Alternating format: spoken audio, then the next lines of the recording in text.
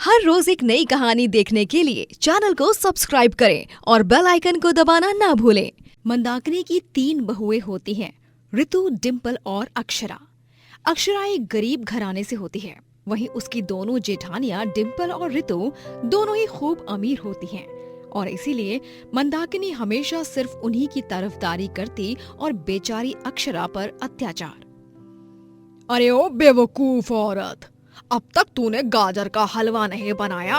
अरे ठंड चली जाएगी तब बनाएगी क्या गाजर का हलवा? और नहीं तो क्या, जाओ जाकर फटाफट से सारा खाना और गाजर का हलवा बनाओ, वरना तुम्हें आज खाना नहीं मिलेगा, भूखी ही मरोगी फिर। और हाँ, खाना बनाने के बाद तुम मेरे कमरे की साफ सफाई भी कर देना और फिर मेरे सर की मालिश भी, ठीक है? ठीक है जेठानी जी, माँ जी। बेचारी अक्षरा नौकरानी की तरह घर का सारा काम किया करती। ऋतु और डिम्पल सास के लिए साड़ी और ज्वेलरी लाती हैं। मॉम जी, ये देखिए आपकी प्यारी बहुओं ने आपके लिए क्या लिया है, डिजाइनर साड़ी और महंगे गहने। अरे वाह, ये तो कमाल ही कर दिया तुम दोनों ने। सीखो, इन दोनों से कुछ देखो। अरे कैसे तोहफे लाकर मेरा दिल जीत लेती हैं ये दोनों हर बार, नजर ना लगे। ओफो मॉम जी, आप भी ना किस गरीब फटीचर से ये सब कह रही हो।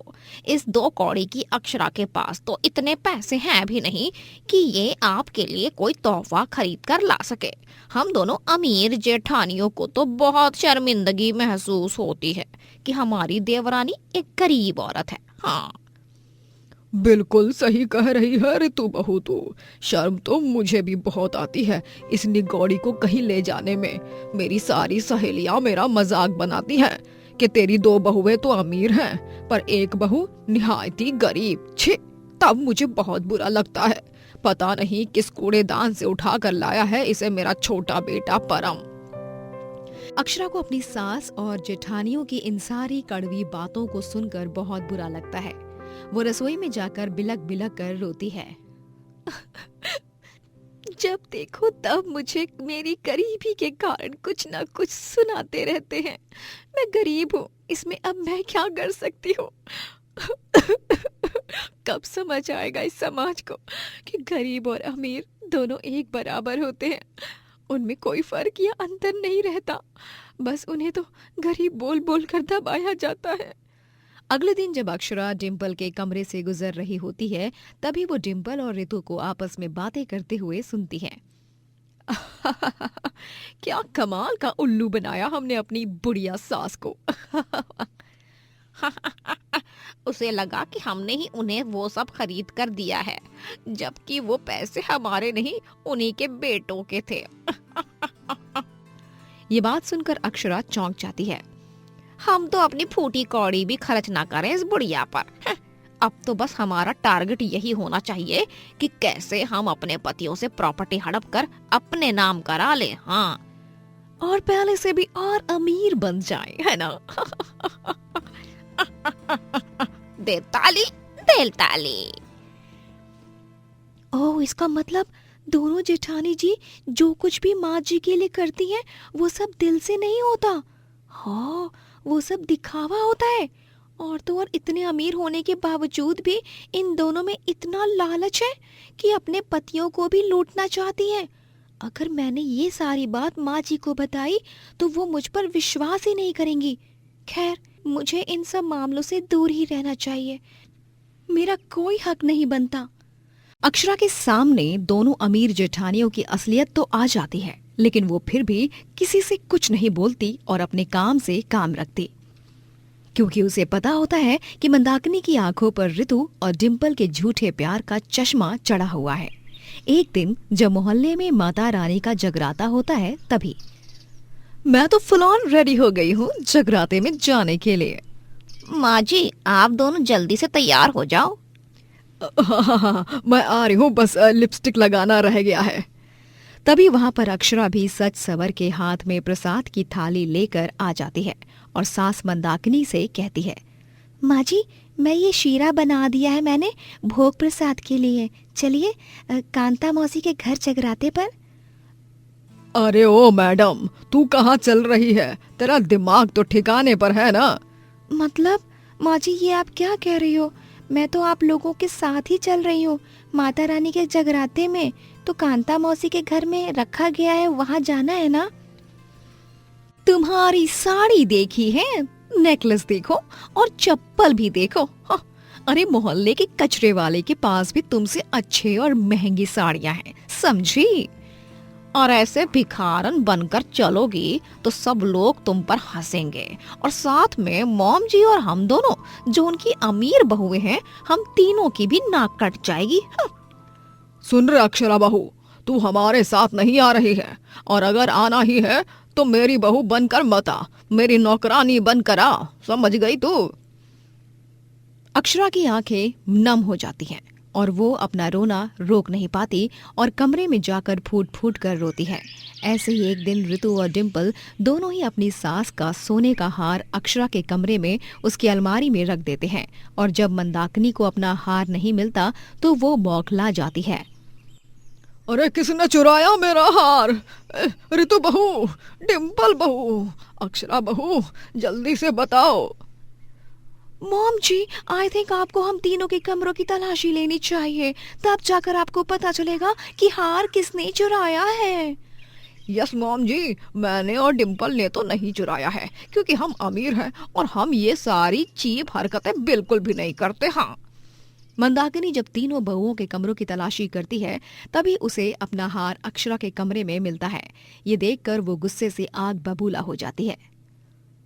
अरे अक्षरा बहू, अरे तू गरीब है, इसका मतलब ये कि तू पैसों के लिए इतनी घिनौनी हरकत कर देगी? ये तो कोई मतलब नहीं हुआ। छे, शर्म नहीं आई तुझे चोरी करते समय, बेशर्म कहेगी। माँ जी, मैंने कोई चोरी नहीं की, मेरा यकीन कीजिए। ये हार का सेट मेरे कमरे में कैसे आया, ये मुझे खुद को नहीं पता। ओए होए होए होए, अरे एहसान फरामोश, ये सब नाटक करने की कोई जरूरत नहीं है तुम्हें। तुम्हारी चोरी पकड़ी गई है। हार का सेट क्या खुद चलकर तुम्हारी अलमारी में गया होगा? हाँ? कुछ भी बकवास करती हो, पागल कहीं की। हाँ? इससे आज मैं इसके इस गुनाह की सजा तो जरूर दूंगी। अक्षरा बहू, तू अब से हर रात घर के बाहर आंगन में सोएगी, फिर चाहे ठंड में कांप कांप कर तेरी तबीयत की ऐसी की तैसी हो जाए, मुझे उससे कोई फर्क नहीं पड़ता। हाँ। मंदाकिनी बेकसूर अक्षरा को इतनी बड़ी सजा देती है और बेचारी अक्षरा रोज रात आंगन में कपकपाती हुई ठंड में सोती है। एक दिन मंदाकिनी की तबीयत बहुत ज्यादा खराब हो जाती है और उस समय तीनों बेटे भी आउट ऑफ टाउन होते हैं। हॉस्पिटल ले जाने पर डॉक्टर तीनों बहुओं से कहते हैं, देखिए, मंदाकिनी जी की तबीयत बहुत बिगड़ चुकी है। उन्हें दिल की बीमारी है और उनका अभी जल्द से जल्द ऑपरेशन करना होगा। आप 5 दिन में पैसों का इंतजाम कीजिए। जितना लेट करेंगे उतना ही मंदाकिनी जी की जान को खतरा बढ़ेगा। कितने पैसे लगेंगे डॉक्टर साहब?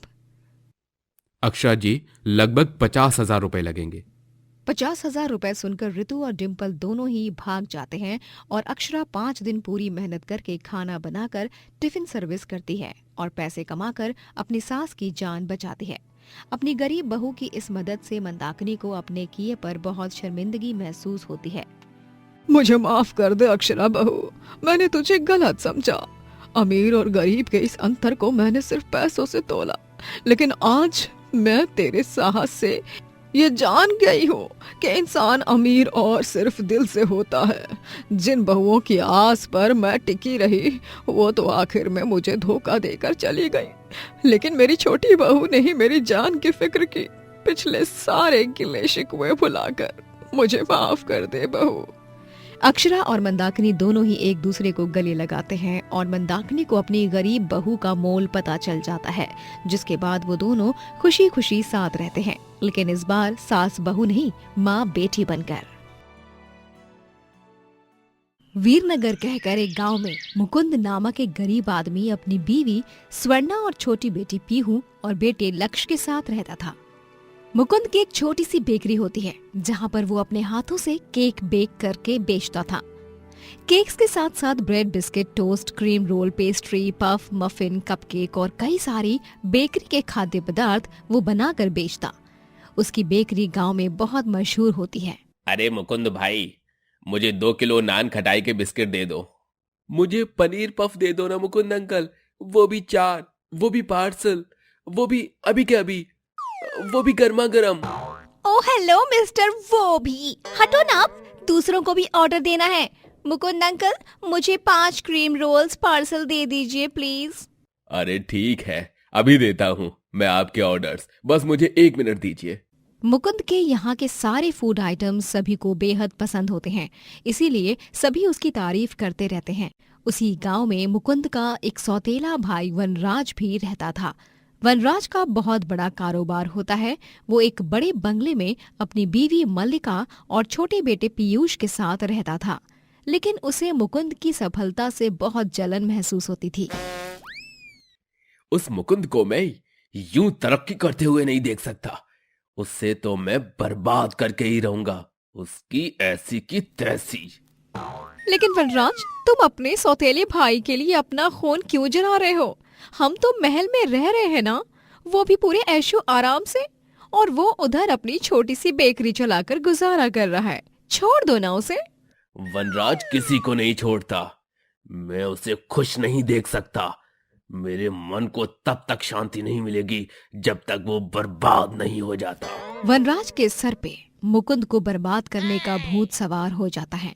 जिस रात गांव में मेला लगा होता है, उस रात वनराज अपने आदमियों को भेजकर रात के अंधेरे में पहले तो मुकुंद की बेकरी को आग लगवाता है और फिर उसके घर को भी।